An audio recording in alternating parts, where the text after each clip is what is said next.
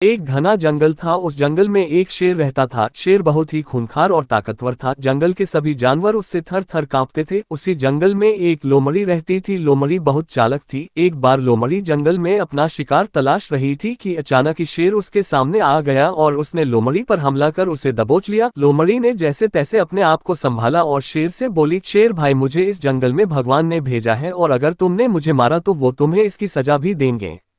लोमड़ी की बात सुनकर शेर कुछ असमंजस में पड़ गया और लोमड़ी से बोला, मैं तुम्हारी बातों पर कैसे विश्वास कर लूं और भला तुम्हें भगवान ने यहाँ क्यों भेजा है। लोमड़ी बोली, यह जंगल बहुत बड़ा है और इस जंगल में आपका राज है। आप इस जंगल का संचालन अच्छी तरह से कर सके, इस कारण आपकी सहायता के लिए भगवान ने मुझे भेजा है। शेर बोला, हो सकता है तुम अपनी जान बचाने के लिए झूठ बोल रही हो। इस बात का क्या प्रमाण है कि तुम्हें भगवान ने ही भेजा है।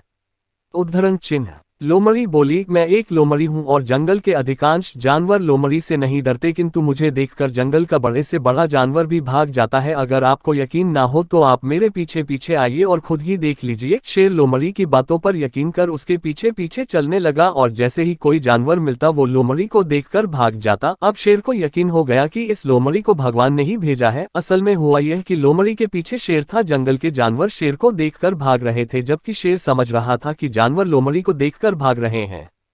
अब शेर भी लोमड़ी को सम्मान देने लगा और उसे अपना प्रमुख सलाहकार बना लिया। लोमड़ी को अब भोजन के लिए भटकना भी नहीं पड़ता था, क्योंकि शेर लोमड़ी को भगवान द्वारा भेजा गया प्राणी समझकर जो शिकार करता था उसी में से कुछ हिस्सा भी दे देता था। इस प्रकार लोमड़ी अपनी चालाकी से न सिर्फ अपनी जान बचाए अपितु शेर की सलाहकार बनकर आनंद पूर्वक जीवन यापन करने लगी।